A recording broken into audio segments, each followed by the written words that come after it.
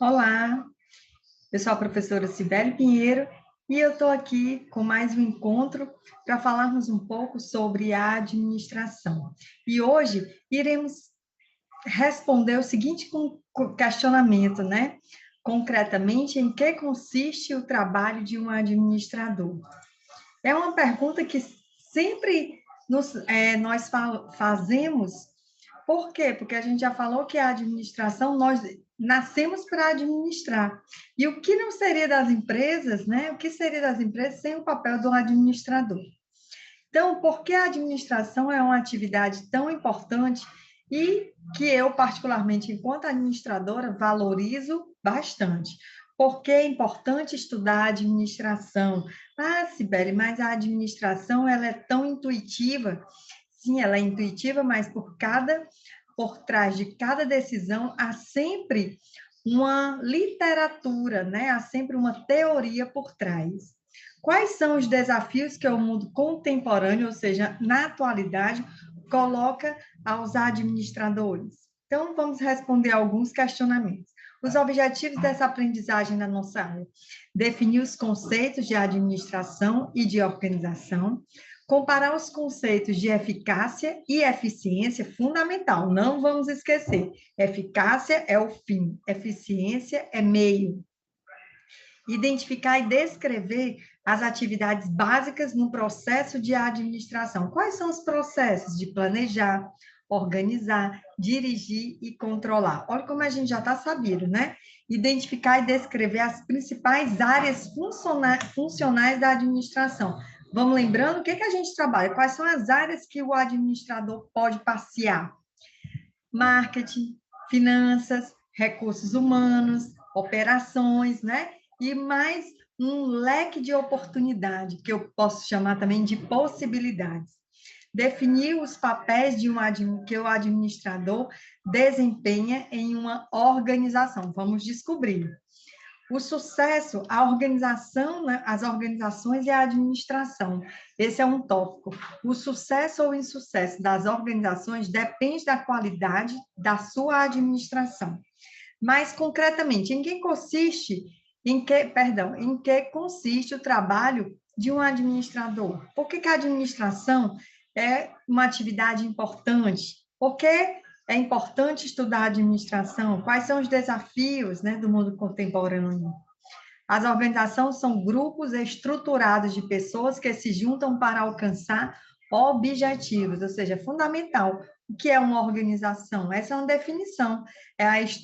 São grupos estruturados de pessoas a fim de alcançar objetivos comuns. Podem ser organizações formais, como no caso de um exército, de uma empresa, ou informais, quando grupo de amigos que se juntam de forma espontânea para jogar vôlei, para ir à praia, né? Sempre de interesse espontâneo. Todas as organizações têm um propósito ou uma finalidade. Todas as organizações são compostas de pessoas. Com o aparecimento das organizações, surge a necessidade de administrá-las.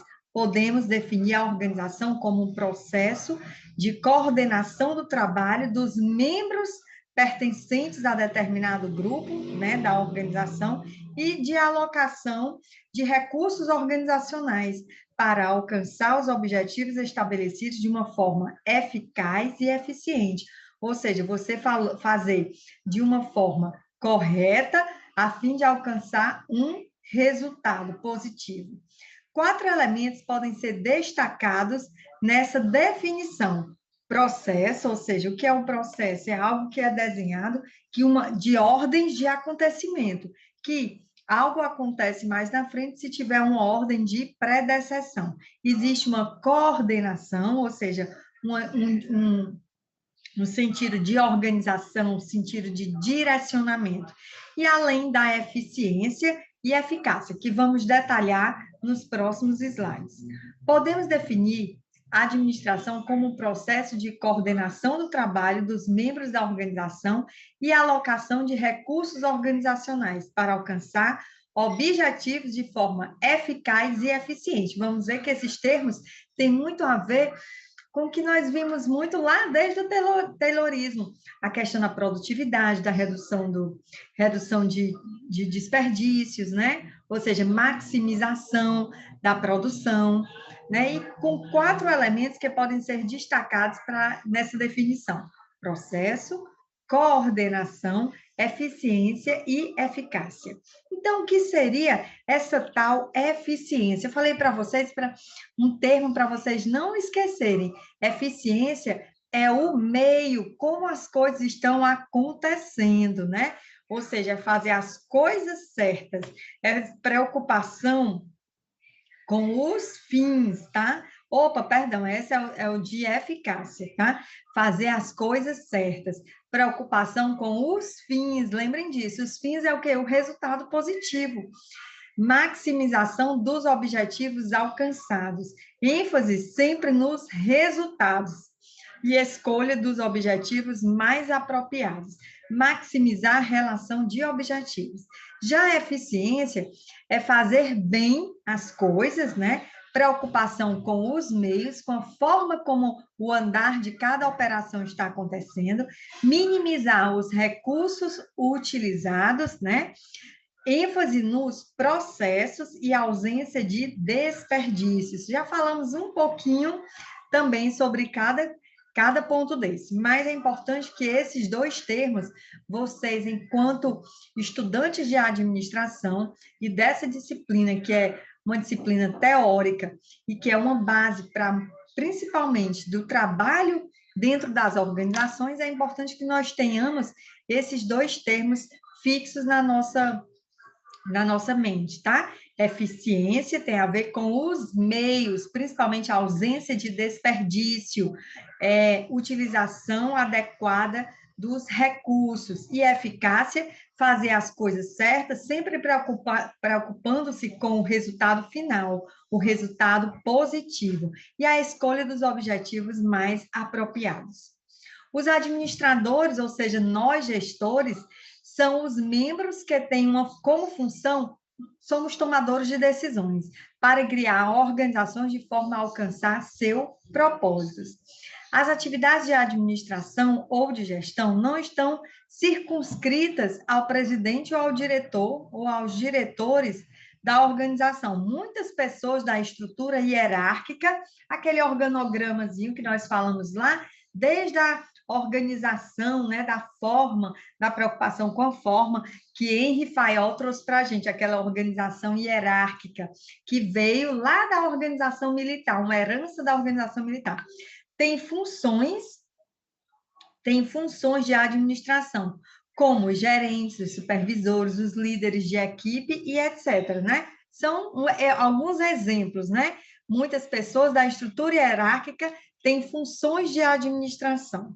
O que garante o sucesso de uma organização é a integração e a coordenação das ações dos administradores nos níveis hierárquicos. Nós temos, no próximo slide, eu vou trazer para vocês uma pirâmide, sabendo que nós temos 3 níveis estratégicos dentro de uma organização.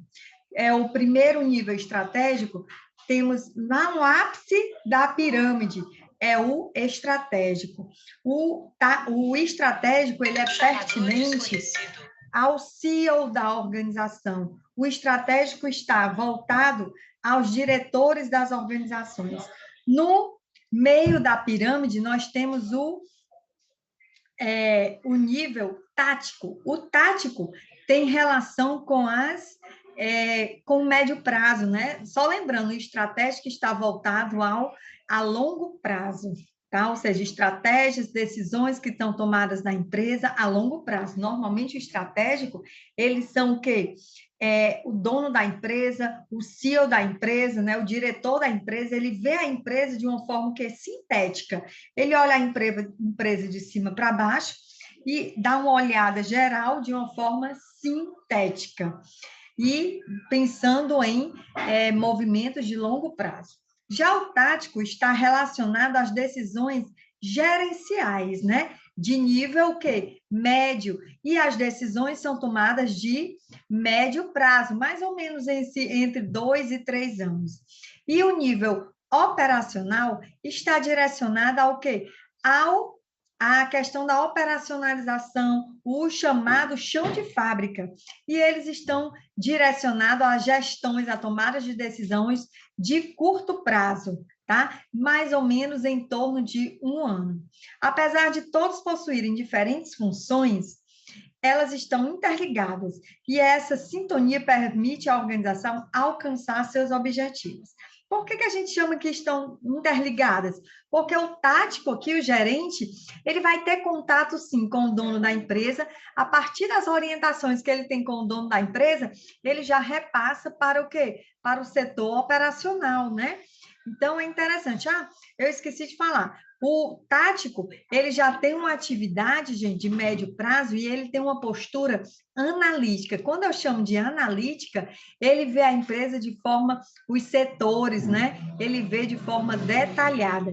E o operacional também é uma forma analítica, porque ele trabalha muito com ações detalhadas, de curto prazo, é evidente.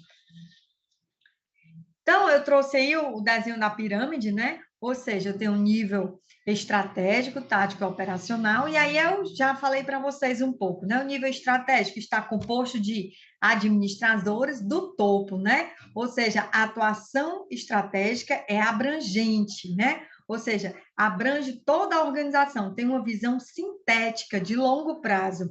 Já no nível tático, é a nível gerencial. Então, há uma atuação tática, né? Como se fosse uma liderança. Lembra do tático como se fosse um time de futebol, né? Com foco em uma unidade ou área funcional. A gente vai perceber que no tático, a gente percebe que há várias funções do tático. A gente encontra ali no organograma o recursos humanos, o financeiro, o comercial, o marketing, né? A gente já observa. Então, é tanto que cada área dessa é pertinente a um gerenciamento. Por isso que a gente chama de um gerenciamento analítico, detalhado por área funcional. E o nível operacional são supervisores de primeira linha, é uma atuação de atividades, né, das operações específicas de uma operação ou tarefa. E aqui abaixo eu já tenho o quê? Que é realmente o chão de fábrica, a execução. O processo é dinâmico e compreende 4 funções do administrador, que também nós já vimos no nosso encontro anterior. Quais são as funções do administrador? É o planejamento, vamos já saber o que significa cada função dessa. É planejar, é organizar, nós chamamos essas 4 funções da administração: planejamento, organização, direção e controle. Todas as funções são executadas de forma interrelacionadas e não necessariamente sequencial. O que significa isso aí? Ou seja, muitas vezes eu tenho que planejar, mas já no planejamento eu tenho que pensar o quê? Como é que eu vou controlar? Eu estou dirigindo as pessoas, mas eu estou preocupado com o quê? Como elas foram posicionadas na empresa, quais são as habilidades dela e como eu posso mensurar as atividades dela. Não necessariamente tem que haver uma ordem de predecessão, né? Ou seja, acontece isso, depois aquilo, nada disso, tá? O melhor dos mundos seria isso. Então, assim, eu vou planejar, depois eu vou observar, vou organizar a minha empresa, depois eu vou observar qual é o processo, eu vou direcionar e depois eu vou controlar, que é o controle, é saber exatamente se aquilo que foi planejado foi devidamente executado. Então, veja na figura a seguir um esquema dessas 4 funções. Olha que está detalhando, né? No planejamento, Sibeli, o que eu vou fazer no planejamento?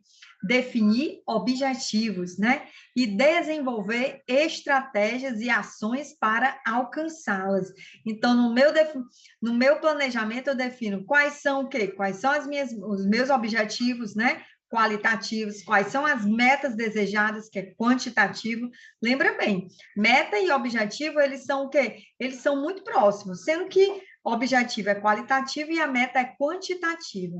Já na organização, eu vou definir o que deve ser feito, por quem deve ser feito, como deve ser feito já botei, e quem deve ser feito. Ok? Então, eu estou uma forma de organizando. Então, primeiro eu planejo, depois eu digo quem vai fazer o quê, quando e quanto, tá? Depois eu vou dirigir. A relação de dirigir é o conceito de liderar. Então, eu vou liderar, eu vou motivar os membros da minha organização. E em controle é o monitoramento do desempenho para que garantir que os objetivos pensados lá na minha área de planejamento sejam devidamente alcançados. Tranquilo?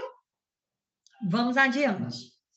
Planejamento. Vamos definir cada função, né?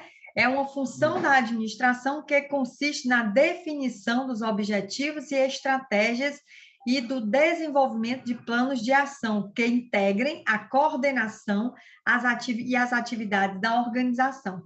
Planejar, gente, é uma atividade de prever, de se antever a ações futuras. Então, no planejamento, você tem que colocar quais são os seus objetivos, quais são as suas metas, quais são os riscos do seu negócio, né?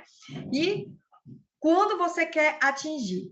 Depois eu vou para a organização. É a função da administração que faz a distribuição de tarefas e dos recursos entre os membros organizacionais.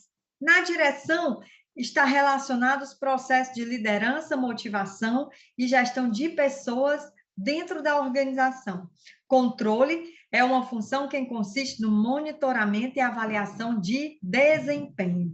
Então, quando nós falamos mais adiante, Sibeli, as áreas, qual é o panorama, quais são as possibilidades do estudo em administração? São muitas, né? E aqui a gente trouxe 4 áreas organizacionais para vocês. Eu tenho uma área de operações, eu vou já detalhar o que é que faz uma área de operações, a área do marketing quomercial, finanças e recursos humanos. E aí, começando pela nossa área, que a gente vê de operações, né? Quando a gente pensa de operações, o que é que eu vou trabalhar na área de operações? É um planejamento de produto, é um planejamento das instalações, processo produtivo, como vai ocorrer um processo produtivo, a organização do trabalho, lembrando que a organização a gente já definiu, né? É saber quem vai fazer, como vai fazer, quando vai fazer. O planejamento dessa produção, além da administração dos estoques, controles e compra. Todas essas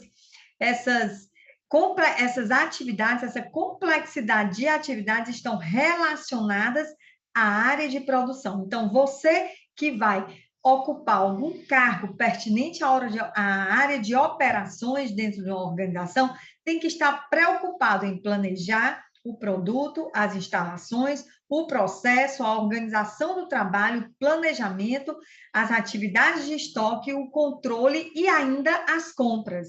Depois a gente vai falar sobre a área de marketing ou comercial, né? Que envolve, né, a pesquisa de mercado. Imagine, gente, quantas empresas hoje, muitas vezes elas fecham as portas, principalmente uma empresa a gente já estudou em outras disciplinas, né? Já ouviu muito falar, até mesmo nos telejornais, programas de livros de empreendedorismo, programas de TV, né? Quais são nós, principalmente aqui no Brasil, nós abrimos muitas oportunidades para os empreendedores. Porém, muitos empreendedores fecham as portas, ou seja, há uma mortalidade empreendedora muito precoce no Brasil. E uma das causas é o quê? Além da questão financeira, né? Ou seja, que você não tem um mínimo financeiro para o capital de giro para manter o seu negócio, a gente não faz uma pesquisa de mercado, saber o que negócio eu posso colocar, qual é a necessidade do mercado, o que o mercado está precisando, qual é a carência. Então, eu não faço, eu preciso, quando eu for trabalhar na área comercial e de marketing, eu tenho que me envolver em pesquisa de mercado, em produto, sejam eles diversos, se é um produto durável, não durável, produto que seja não que são produtos tangíveis, né? Ou então mesmo na área de serviços, tá? Que são produtos intangíveis. Eu tenho que me preocupar com o preço, tenho que me preocupar com a distribuição ou com a praça também, com a melhor localização para dispor determinado produto ou serviço, mais próximo ao cliente para se tornar o quê? Uma necessidade satisfeita a ele. Também nos preocupamos na área de marketing com a comunicação e promoção. E vendas. Trazemos aqui para vocês um pouco da área financeira, né? Ou seja, informações de gestão, né? Tudo, quando a gente vai trabalhar com a questão financeira, é algo muito analítico e eu preciso o quê? De dados, esses dados que geram o quê? Municiado de uma mineração desses dados, eu posso gerar o quê? Uma informação. E a partir dessa informação, conhecimento. E esse conhecimento vai me gerar o quê? Uma vantagem competitiva no mercado. Dado isso, essa gestão de informação, ela é fundamental na área financeira. Depois eu vou fazer a análise desses dados, o investimento, qual o melhor investimento a fazer, em que momento, municiado de quê? De muitas ferramentas promovidas pela administração. Depois eu vou fazer financiamento, a busca de financiamento, busca por crédito, né? Distribuição de dividendos, a quem eu vou pagar os dividendos do meu negócio. Então, essas são as responsabilidades da área financeira. E, Sibeli, e recursos humanos? Uma área linda que trabalha muito a questão do soft skill, a questão comportamental, a questão do hard skill, que é exatamente a competência técnica. Então, recursos humanos é uma área muito querida, muito importante dentro da administração. E ela é responsável pela implementação de políticas e procedimentos que regulamentem as relações da organização com seus membros, que é exatamente essa relação de empregado e empregador. O planejamento desses recursos humanos, né? Recrutamento e seleção. Qual a diferença? Recrutar é você chamar, selecionar é você o quê? Pensar aquele profissional desejado, né, para determinada função. Depois eu faço treinamento e desenvolvimento, avaliação de desempenho, além de feedbacks, né? Remuneração e compensação e ainda melhoria nas condições de trabalho. São responsabilidades da área de recursos humanos. E o que nós temos mais? De acordo com Mitzberg, um autor lá estudado nas teorias das relações humanas, né? Na nossa aula anterior que nós vimos, os administradores desempenham um conjunto de papéis e padrões de comportamento esperados, ou seja, na sua ação gerencial. Os papéis são interpessoais, ou seja, a importância de você se relacionar com pessoas, né? É um papel gerencial. Depois, as informacionais de você saber se comunicar de uma forma correta, uma forma coerente, uma forma clara. E além da questão de políticas decisórias. A gente sabe que dentro das organizações, uma das grandes funções preparadas, que traz a preparação do administrador, é o processo decisório. É tanto que nós temos uma disciplina na administração só sobre processo decisório, onde nós temos decisões que são tomadas de forma programadas, não programadas. O que são decisões programadas? Aquelas que já tem na empresa, vamos supor, que são decisões rotineiras, ou seja, admitir um funcionário. Existe todo um trâmite, né? Quando a gente vai para a empresa, a gente faz um ASO, que é um exame admissional, nós passamos pelo recrutamento, seleção, depois entrevistas, depois exames admissionais, depois a gente vai fazer o quê? Uma imersão na empresa.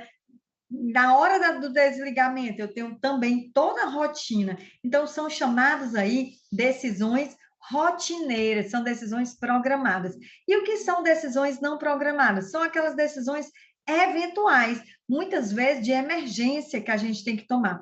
Vamos supor que a gente tem aqui o caso da pandemia. Muitos gestores não souberam agir, muitas empresas até mesmo fecharam, porque não souberam administrar uma decisão tão importante de como gerenciar os seus colaboradores à distância, como motivar agora os seus colaboradores à distância, o que eu tenho que tomar de prioridade, quais são os canais de venda que eu tenho que ampliar, quando eu não posso mais abrir o meu negócio físico. Então, essas são decisões não programadas, ok? Essas três categorias agrupam um conjunto de 10 papéis diferentes, mas interrelacionados. E aí a gente passa. Quais são os papéis do administrador, segundo Mitzberg? Primeiro, a autoridade formal e status. A gente viu a autoridade formal desde lá de Fayol, né? Ou seja, pela influência também o quê? Da igreja, pela influência do exército. Então, a gente tem o quê?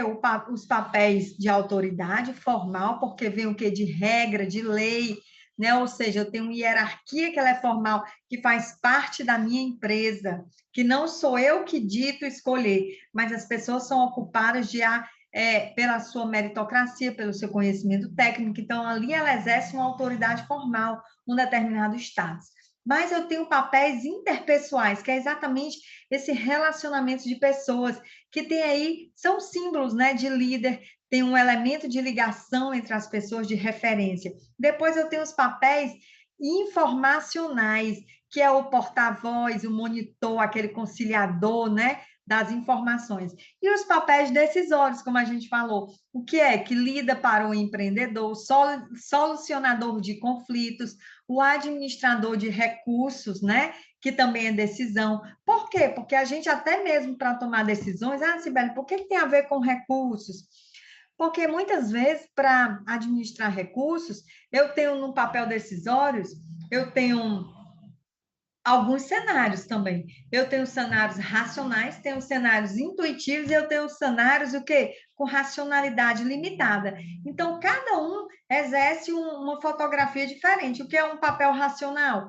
Quando eu tenho decisões que são fundamentadas por números, por dados, né? Quais são a racionalidade limitada? Quando eu não tenho dados para tomar uma decisão precisa. E a intuitiva, quando eu não tenho dados, mas eu tenho o quê? Uma experiência já ocorrida anteriormente. Eu tenho dados, papéis decisórios também voltados a negociador. O administrador, com papel de decisão, ele também é um negociador, né? Lembrando também. E aí, os papéis dos administradores e os níveis organizacionais. A gente dividiu aqui, ó, em estratégico, tático e operacional, e o seu grau de importância, tá? E o que a gente viu aqui? No papel estratégico, né, que é esse primeiro aqui do cantinho, o que a gente percebe? Eu tenho o papel do líder, né, que ele é intermediário. Qual é o papel fundamental no nível organização estratégico? A gente vai perceber que é o porta-voz. Ele dá o quê? As orientações, né? Onde ele quer chegar. Depois eu tenho aqui no nível tático, o que pesa mais é o papel que de liderança, né? Ou seja, de direção do gestor.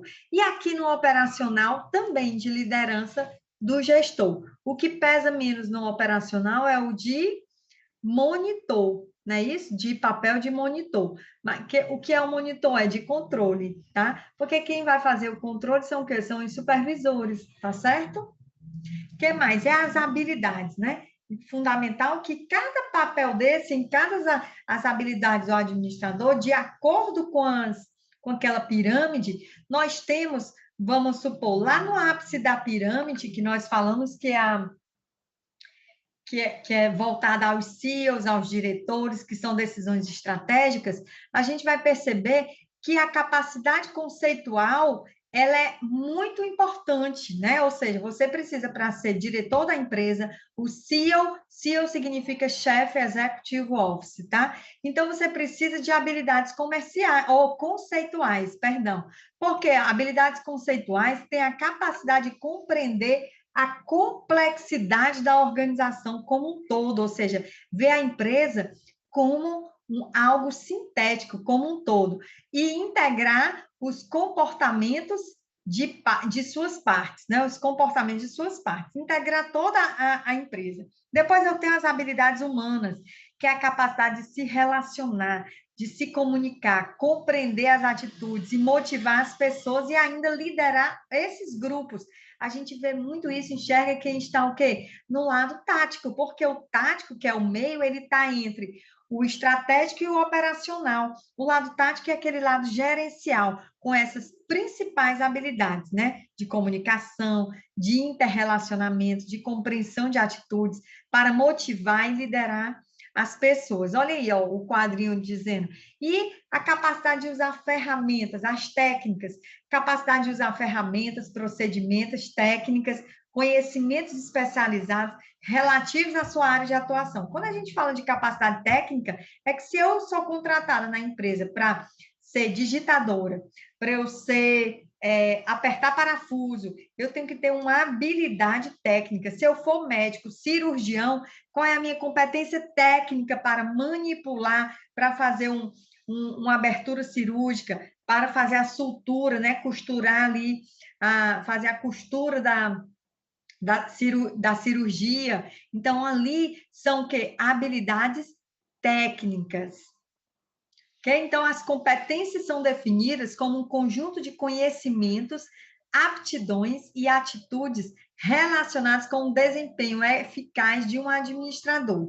Para cada área de competência, são desenvolvidos os elementos que definem o desempenho eficaz do administrador. Então, lá quando a gente volta lá para cada área, se eu estou na área estratégica, não necessariamente porque eu ocupo a área estratégica, é desnecessário eu saber o quê? Se eu for diretor de um hospital, eu não preciso saber fazer uma sutura, eu não preciso fazer avaliar um raio-x, né? Se eu estou na área tática, também não preciso fazer, mas o melhor seria ter pelo menos parâmetros, alguns conhecimentos. Se eu tiver uma boa comunicação, um bom direcionamento, o que é que vai acontecer? Eu vou orientar, sem necessariamente ter a execução, porque a execução é exatamente voltada para o nível operacional, que requer habilidades técnicas.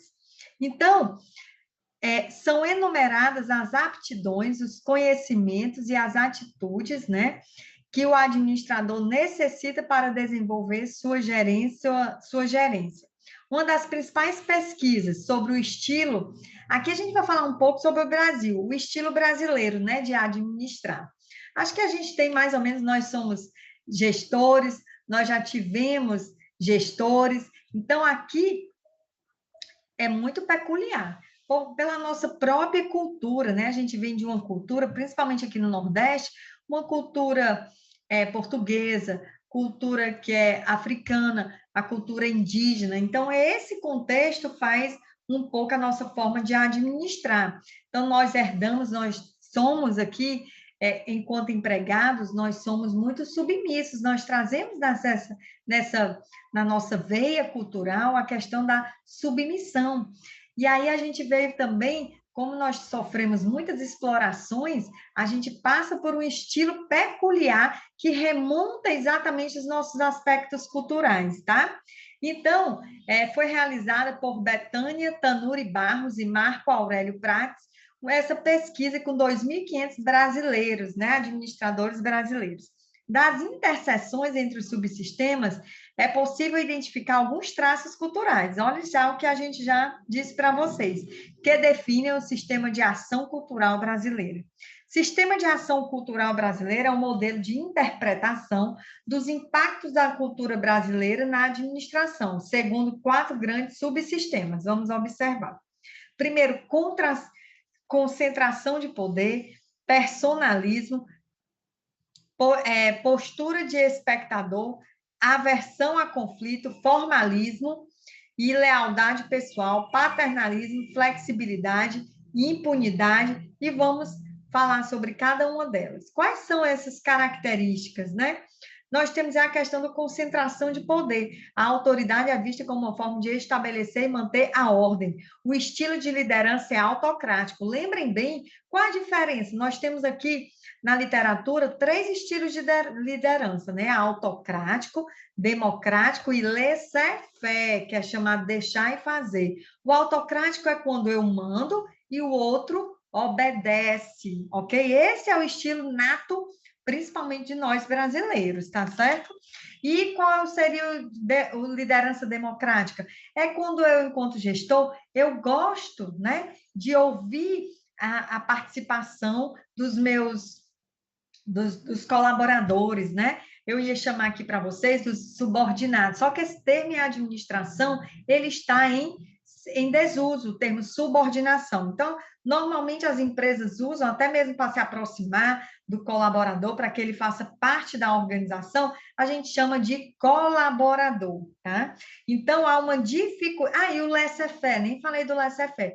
Laissez-faire é um estilo de liderança que a gente chama deixar e fazer. A gente deixa os colaboradores muita autonomia e só o líder só é chamado na hora de uma determinada decisão, ok? Mas normalmente eles fazem por iniciativa própria. Normalmente algumas características dessas são peculiares. Quando eu trabalho com questão de laissez-faire, o que é que acontece? Eu quer deixar e fazer, eu dou autonomia para os colaboradores, eu entendo que eu estou desenvolvendo nele a capacidade de autogestão. A gente identificou também a questão do personalismo, são forças das relações de trabalho de redes de contato, uma importância ao pertencimento a um grupo. Nós precisamos ter lá nas pirâmides de necessidades, que nós temos o quê? Que nós damos a importância a pertencer, sim, a alguns grupos. Nós temos também, ainda do personalismo, estilos de lideranças carismática. Carismática não é aquela que nós cativamos pela forma de nos aproximar, a forma de falar, o ser educado, o estar próximo ao colaborador, né? Uma mediação entre o individualismo e o coletivismo. A gente percebe, embora tenhamos perfis individuais, a gente trabalha muito com o coletivo. Postura de espectador, né? O medo da mudança, né? Aquele medo da resistência à mudança, é a gente continuar realmente onde estamos, ou seja, uma mudança é como se fosse uma ameaça. A transferência de responsabilidade, buscamos sempre o culpado, né? Quando há um erro na empresa, o estilo do brasileiro é assim, quem é o culpado para a gente tomar os processos, para os devidos procedimentos, né? Reduzir a capacidade de assumir riscos, né? Que um é consequência do outro, reduzir o espírito de iniciativa, precisamos melhorar. Práticas empresariais introspectivas, ou seja, são ações que precisamos melhorar. Aversão ao conflito, evitando situações de confronto, somos mais passivos. Lembra que eu disse a questão cultural, né? Nós somos mais passivos, mais submissos. Há uma ênfase na competição cooperativa. No formalismo, há um controle da incerteza por meio de leis e regras. Excessiva dependência das novas normas e regulamentos. Por quê? Porque muitas vezes o brasileiro ele tem ainda uma fama que a gente chama o jeitinho brasileiro. Acha que o gestor é amigo dele, então eu posso chegar atrasado, eu posso faltar, eu posso colocar um atestado. Então, dessa forma, a gente prefere o formalismo, que eu tenha leis e normas, tá? Então, as organizações com elevada formalização e normalização, isso aqui é bem weberiano, né? Maior estabilidade na relação entre líderes e liderados. Lealdade pessoal, o líder faz interligação com os grupos, as relações pessoais são preferíveis, né, ao desempenho e à realização. Aqui, daqui a pouco eu falo, tá ali, flexibilidade, o jeitinho brasileiro de resolver problemas, né? Isso aí tá na cultura da gente. Daria uma aula inteira só para falar do jeitinho brasileiro, porque ele já é conhecido desde a lei de Gerson, em que a gente está sempre querendo levar vantagens, a passar, a não obedecer regras, né? Para burlar as regras, passar na frente, usar a amizade. Então, essa é uma flexibilidade. O que mais? O paternalismo. O líder produz um papel de pai protetor. É tanto que em algumas empresas a gente percebe que quando a gente chama de gestor, não é gestor, é o meu patrão, né? Patrão vem de pai, protetor. Então, no paternalismo, há uma aceitação das desigualdades do poder. Ou seja, sim, eu aceito que você é meu patrão, né? Preenchimento de cargos por confiança ou relações pessoais ainda muito existentes, né? O que impede bastante é a questão da impessoalidade. Distância hierárquica percebida como alta, né? Normalmente, quando há um gestor acima, a gente já vê aquele gestor como algo que é bem distante, inacessível. Falamos um pouco da flexibilidade, né? E a flexibilidade, a gente ainda tem uma característica do brasileiro, a questão da criatividade e a adaptabilidade perante as novas situações. Mesmo o brasileiro sendo averso a mudanças, tem medo de mudanças, ele é adaptável, tá?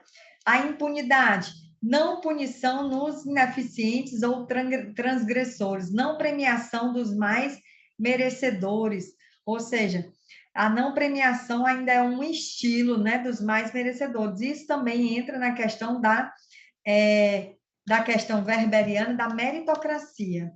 Tolerância em relação aos que pertencem ao mesmo grupo social, ou seja, aquele clima protecionista, né, daquele setor. Clima organizacional de baixa motivação e permissividade. Isso aqui, gente, não são meus, é fruto de uma pesquisa.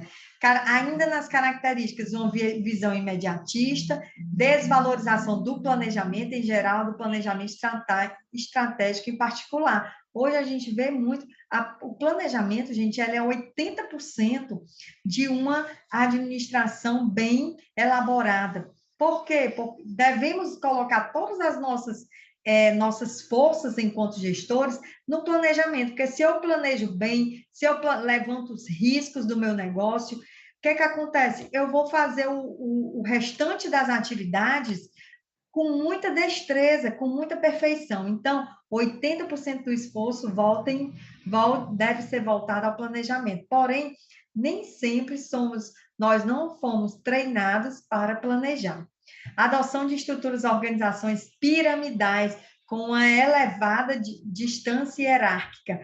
Então, aquela pirâmide, a hierarquia piramidal ainda é a mais usada nas empresas brasileiras.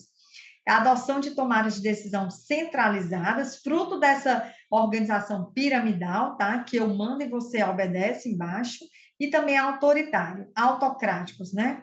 O uso de sistemas de controle episódicos, né? E caráter punitivo. E aí tem outros que vocês precisam se dedicar, porque que a gente fala muito no ambiente organizacional, fruto dessa pesquisa, brasileiro, que ele é muito peculiar, né, sobre alguns pontos. Ele tem uma elevada carga tributária, por isso que o empreendedorismo ele é muito difícil, né, no Brasil. Há um elevado custo de financiamento, uma burocracia ineficaz e produtividade reduzida. E aqui eu trago para vocês causas de fechamento das empresas brasileiras. Vocês lembram que eu falei um pouquinho? Então, quais são as falhas gerenciais? Falta de capital de giro, nós falamos, problemas financeiros, uma má localização, falta de conhecimento, né, gerenciais, habilidades, causas econômicas conjunturais, né, dívidas de clientes, recessão econômica no país, falta de clientes, como fazer essa prospecção? A logística operacional está voltada a instalações inadequadas, falta de mão de obra qualificada, né? E políticas públicas, né? Falta de crédito, problemas de fiscalização e carga tributária ainda muito elevada. E aqui eu trago para vocês fatores condicionantes do sucesso. Olha aí, gente, habilidades gerenciais, bom conhecimento de mercado em que atua, boa estratégia de vendas, capacidade empreendedora, criatividade do empresário brasileiro, né? Aproveitamento das oportunidades, perseverança e capacidade de liderança. Logística, operacional, escolha de um bom administrador, uso de capital próprio, reinvestimento nos lucros da empresa e acesso a novas tecnologias. Então, a importância da administração como campo de conhecimento. O que a gente dá, né? A importância como campo de conhecimento teórico está relacionada à relevância das organizações como sociedades contemporâneas, inovadoras, que devem pensar o daqui para frente, uma vez que quase todas as pessoas que trabalham em organizações, em algum momento da sua vida, elas serão o quê? Administradas ou administrarão o trabalho de outros, né? Então, mesmo aqueles que não têm o objetivo de se tornarem administradores, né? Como aqui é uma sala com muita diversidade, em alguns momentos de suas carreiras, vocês sim assumirão algumas responsabilidades que nós já falamos aqui nessa aula sobre a administração. Então, que a gente se aproprie de determinados, o quê? De determinados frases, né, palavras aqui, jargões da administração, né, que a gente detém esse conhecimento. É um trabalho difícil e exigente, tem que lidar com pessoas, ou seja, ninguém mais trabalha, eu não gosto de trabalhar com pessoas. Trabalho de administrar, de gerir é com pessoas. Tem de lidar com pessoas, sim, de diferentes personalidades, culturas, né? Precisam saber motivar seus subordinados, lembrando esse termo em desuso, né? Então, vamos chamar o colaborador para participar, principalmente nesse ambiente incerto, caótico, né, que estamos vivendo.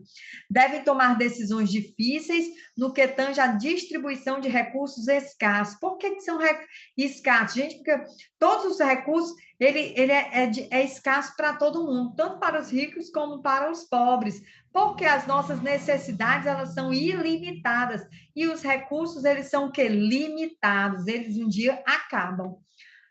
Né? O que os administradores têm uma chance de inovar, têm formas criativas, têm a oportunidade de lidar com diversidade e há o conhecimento do status social da profissão. E aqui no material tem muitas dicas para vocês que eu trago e que eu gostaria muito que vocês se lessem o material para se apropriar principalmente desses desafios da administração contemporânea, que é a adaptação organizacional, olho na concorrência, a questão de ter uma tendência ao crescimento e sofisticação da tecnologia, o processo de internacionalização no mundo dos negócios, proporcionado pelo fenômeno da globalização desde a década de 90, a questão da visibilidade, a mudança do conhecimento, evolução, sofisticação desse conhecimento, né? Mudança nas relações do trabalho, visão da própria carreira e do futuro, a questão do administrador empreendedor e os clientes que cada vez mais estão mais exigentes, ok? Então, eu trago algumas perspectivas para vocês e que vocês aproveitem esse conhecimento na vida prática para que a gente tenha um sucesso nas organizações e muita prosperidade. Um forte abraço e Deus abençoe a todos.